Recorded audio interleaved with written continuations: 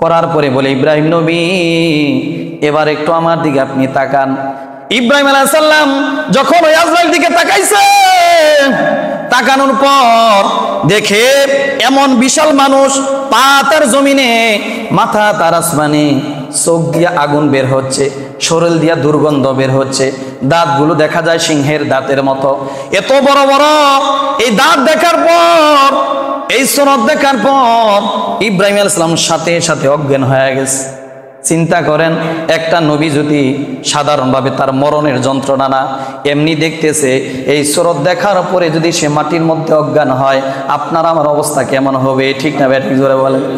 ইব্রাহিম আলাইহিস সালাম যখন মাটির মধ্যে অজ্ঞান হয়ে গেছে, অজ্ঞান হওয়ার পর কিছুক্ষণ পর যখন তার আবার জ্ঞানটা ফিরে গেছে, ফেরার পরে আজরাইলকে বলে, ও আজরাইল ভাই, মানুষের জন্য অন্য যদি কোনো কষ্ট না হয়, এই সুরতটা দেখা তার মানুষের জন্য সবচাইতে বেশি কষ্টকর হবে। চিন্তা করেন যে আপনার জানটা কবজ করে নাই, করতেছে না, শুধু সুরতটা ধারণ করে আপনার সামনে আসছে। ইব্রাহিম আলাইহিস সালাম বলেন, মানুষের জন্য অন্য কোনো মৃত্যুর যদি যন্ত্রণা নাও হয়, আপনার সুরতটা সবচাইতে তার জন্য কষ্টদায়ক হবে। ঠিক না বেরেক জোরে বলেন। আমি যতই তাল বাহানা করি, আমি এই দুনিয়ার মধ্যে চিরস্থায়ীভাবে থাকতে পারবো না, এটাই সত্য কথা। দুনিয়ার কোনো মানুষ অর্থের দ্বারা, টাকার দ্বারা, সম্পদের দ্বারা, ক্ষমতার দাপট দ্বারা মৃত্যুকে ঠেকাইতে পারবে না, এটা ইতিহাস আছে। যে মৃত্যুকে যদি টাকা দ্বারাই ঠেকানো যাইতো, তাহলে দুনিয়ার মধ্যে বড় বড় বাদশা চলে গেছে, নমরুদ চলে গেছে, কোটি কোটি লক্ষ লক্ষ বিলিয়ন এমন সম্পদ তার ছিল। যদি টাকা দিয়েই মৃত্যু থেকে রেহাই পাইতো, সবার আগে দুনিয়ার মধ্যে বেঁচে থাকতেন নমরুদ। ঠিক না বেঠিক জোরে বলেন। এই টাকা দ্বারা যদি মৃত্যুকে ঠেকানো যাইতো, তাহলে কারণ দুনিয়া থেকে বিদায় হইতো না। কারণ এই কারণের এত সম্পদ ছিল যে সম্পদের হিসাব সে নিজেও জানতো না, এত কোটি কোটি সম্পদ তার ছিল। তাহলে এই সম্পদ দ্বারা যদি মৃত্যু থেকে মানুষ রেহাই পাইতো, তাহলে কারণ দুনিয়ার মধ্যে জীবিত থাকতো। ঠিক না বেঠিক জোরে বলেন।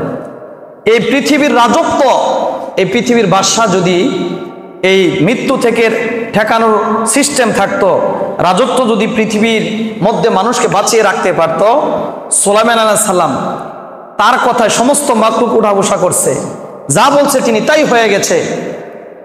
যদি রাজত্বর মালিক হওয়ার পরে যদি মৃত্যু, এই রাজত্ব মালিক হওয়ার পরে মৃত্যুকে ঠেকাইতে পারত, তাহলে সুলাইমান আলাইহিস সালাম আজ পর্যন্ত বেঁচে থাকতেন। ঠিক না বেঠিক জোরে বলেন। এমন কত হাজার হাজার খ্যাতি সম্পূর্ণ বাদশাহ, ক্ষমতার দাপট, সম্পদের মালিক, তারা দুনিয়াতে থাকতে পারে নাই। সুতরাং আমরাও দুনিয়াতে থাকতে পারবো না, আমাদেরকে দুনিয়া থেকে বিদায় নিতেই হবে। আজ হোক কাল চলে যেতেই হবে। আমি এই দুনিয়ার মধ্যে চিরস্থায়ীভাবে থাকতে পারবো না। এখন আমার চিন্তা করতে হবে যে আমি যে দুনিয়া থেকে চলে যাব, আমি সেই দুনিয়া থেকে চলে যাওয়ার পরে এই কবর মধ্যে আমার কি অবস্থা হবে, সেই কবর মধ্যে আমি কি নিয়ে যাচ্ছি, এতটুকু চিন্তা প্রত্যেকটা মুমিনের করা দরকার আছে না নাই? জোরে বলেন, আছে না নাই? প্রত্যেকটা মুমিনের চিন্তা করা দরকার যে আমি যেহেতু দুনিয়ার মধ্যে থাকতে পারবো না, কবরে যেতেই হবে, সেহেতু আমি কি নিয়ে যাচ্ছি একটু মাথাটা বালিশের সাথে লাগিয়ে চিন্তা করা দরকার যে আমি সারা দিন যে কাজগুলো করেছি, আমি কতটুকু কাজ পরকালের জন্য করেছি, কতটুকু কাজ আমি যে কবরে যাব সেখানে কিভাবে থাকবো, এই কতটুকু কাজ করেছি আমি সারা দিনের ভিতরে। প্রত্যেকটা মুমিন বান্দা যদি বালিশের মধ্যে তার মাথাটা দিয়ে একটুটুকু চিন্তা করে, ওই বান্দা পরকালের মহব্বত অন্তর বিদ্যমান হয়ে যাবে এবং ওই বান্দা আমলের দিকে ফিরে আসবে। ঠিক না বেঠিক জোরে বলেন। এজন্য আমাদের প্রত্যেকের চিন্তা করা দরকার, কারণ এই মৃত্যু সকলকেই মৃত্যুবরণ করতে হবে। কুল্লু নাফসিন যায়িকাতুল মাউত, প্রত্যেকটা প্রাণী মরণশীল, প্রত্যেককে মৃত্যুবরণ করতেই হবে। কিন্তু কিছু কিছু মানুষ আছে যারা চিন্তা করে যে মৃত্যু তো বরণ করতে হবে, এই মৃত্যু সবারই একরকম ভাবে হবে। অথচ আল্লাহ তাআলা কোরআনে বলছেন, বান্দারা যারা তোমরা বদকার মানুষ আছো, যারা পাপী বান্দা আছো, তোমরা চিন্তা করতেছ তোমার আর নেককার বান্দার মৃত্যু একইভাবে হবে। সাবধান, এইটা কখনো চিন্তা করো না। নেককার আর বদকারের মৃত্যু কখনই একভাবে হবে না। অপরাধী আর নিরপরাধীর মৃত্যু কখনোই একভাবে হবে না, একভাবে হবে না। অপরাধী এবং অপরাধীর মৃত্যু আসমান এবং জমিন পরিমাণ তফাৎ থাকবে। একজন নেককার বান্দা, তার মৃত্যুর সময় কোনো যন্ত্রণা হবে না, কষ্ট হবে না, তাকে আল্লাহ তাআলা জান্নাত দেখায় মৃত্যু দিয়ে দিবে। জোরে বলেন সুবহানাল্লাহ। আর একটা বান্দাকে যখন বদকার বান্দাকে মৃত্যু দিয়ে দিবেন, তখন জাহান্নামের দাউ দাউ আগুন জ্বালিয়ে চোখের সামনে অঙ্গার অবস্থায় তার মৃত্যু দিয়ে দিবেন। নাউজুবিল্লাহ। এজন্য চিন্তা করা দরকার যে আমি যদি জান্নাত দেখে মৃত্যুবরণ করতে চাই, দুনিয়ার মধ্যে আমার ইবাদত বন্দেগী করতে হবে। কারণ মৃত্যু বড় ভয়ঙ্কর, মৃত্যুর যন্ত্রণা বড় কঠিন। হযরত আব্বাস রাদিয়াল্লাহু তাআলা আনহু হাদিসের মধ্যে বলছেন যে মৃত্যুর যন্ত্রণা কেমন কঠিন জানো? যে একটা তাজা ছাগলের চামড়া, ছাগলটা তাজা আছে, ওই ছাগলের চামড়ার যদি তাজা অবস্থায় ছিলানো হয়, একটা তাজা মানুষকে তার শরীর থেকে চামড়া যদি খসানো হয় যেমন কষ্ট হবে, তার থেকে লক্ষ গুণ মৃত্যুর যন্ত্রণা কঠিন। ঠিক না ঠিক জোরে বলেন। কিন্তু যারা নেককার হবে তাদের জন্য কোনো কষ্ট হবে না। হযরত ইব্রাহিম আলাইহিস সালাম আজরাইল আলাইহিস সালামকে একদিন বললেন, আজরাইল তুমি দয়া করে আমাকে একটা সূরত দেখাও, তুমি যে সূরতে বদকারের জানটা তুমি কবজ করো সেই সূরতটা একটু আমাকে দেখাইয়া দাও। ইব্রাহিম আলাইহিস সালাম এই কথা বলার পরে আজরাইল আলাইহিস সালাম বললেন, ও ইব্রাহিম নবী, আমি যদি বদকারের জানটা কবজ করি এই সূরতটা আপনাকে দেখাই, আপনি এখানে দাঁড়িয়ে থাকতে পারবেন না, আপনি মাটির মধ্যে অজ্ঞান হয়ে যাবেন। ইব্রাহিম আলাইহিস সালাম বললেন, আজরাইল আমার খুব আশা, আমার খুব মনের ভিতর আশা, আমি দেখব কোন সূরতে তুমি বদকারের গুনাহগারের জানটা তুমি কবজ করো। এই কথা বারবার পিরাপিরি করতেছে। করার পরে আজরাইল আলাইহিস সালাম বললেন, ঠিক আছে, আপনি যেহেতু আমাকে পিরাপিরি করতেছেন, আপনাকে কোন অবস্থায় আমি বদকারের জানটা কবজ করি সেই সূরতটা আমি আপনাকে দেখাচ্ছি।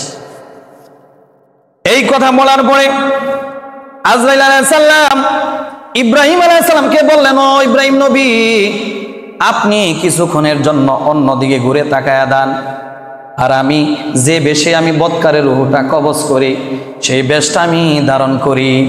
কারণ আমি যদি আপনার সামনে সেই বেশ ধারণ করি, আপনি এখানে ঠিক থাকতে পারবেন না, মাটির মধ্যে অজ্ঞান হয়ে যাবেন। এজন্য আপনি যেহেতু দেখতে চাচ্ছেন অন্যদিকে ঘুরে তাকান, আমি সূরতটা যখন ধারণ করব তখন আপনাকে বলবো, তখন আপনি আমার দিকে তাকাবেন। এই কথা বলার পরে ইব্রাহিম আলাইহিস সালাম অন্যদিকে ঘুরে তাকিয়ে গেছে। যাওয়ার পর যে সূরত নিয়ে বদকারের রূহটা কবজ করে আজরাইল আলাইহিস সালাম সেই সূরত ধারণ করছে। করার পরে বলে, ইব্রাহিম নবী, এবার একটু আমার দিকে আপনি তাকান। ইব্রাহিম আলাইহিস সালাম যখন ওই আজরাইল দিকে তাকাইছে, তাকানোর পর দেখে এমন বিশাল মানুষ, পা তার জমিনে, মাথা তার আসমানে, চোখ দিয়া আগুন বের হচ্ছে, শরীর দিয়া দুর্গন্ধ বের হচ্ছে, দাঁতগুলো দেখা যায় সিংহের দাঁতের মতো, এত বড় বড়। এই দাঁত দেখার পর, এই সূরত দেখার পর ইব্রাহিম আলাইহিস সালাম সাথে সাথে অজ্ঞান হয়ে গেছে। চিন্তা করেন, একটা নবী যদি সাধারণভাবে তার মরণের যন্ত্রণা না এমনি দেখতেছে, এই সূরত দেখার পরে যদি সে মাটির মধ্যে অজ্ঞান হয়, আপনার আমার অবস্থা কেমন হবে? ঠিক না ভাই, ঠিক জোরে বলেন। ইব্রাহিম আলাইহিস সালাম যখন মাটির মধ্যে অজ্ঞান হয়ে গেছে, অজ্ঞান হওয়ার পর কিছুক্ষণ পর যখন তার আবার জ্ঞানটা ফিরে গেছে, ফেরার পরে আজরাইল কি বলে, আজরাইল ভাই, মানুষের জন্য অন্য যদি কোনো কষ্ট না হয়, এই সূরতটা দেখা তার মানুষের জন্য সবচাইতে বেশি কষ্টকর হবে। চিন্তা করেন যে আপনার জানটা কবজ করে নাই, করতেছে না, শুধু সূরতটা ধারণ করে আপনার সামনে আসছে। ইব্রাহিম আলাইহিস সালাম বলেন, মানুষের জন্য অন্য কোনো মৃত্যুর যদি যন্ত্রণা নাও হয়, আপনার সূরতটা সবচাইতে তার জন্য কষ্টদায়ক হবে। ঠিক না? বেরেক জোরে বলেন।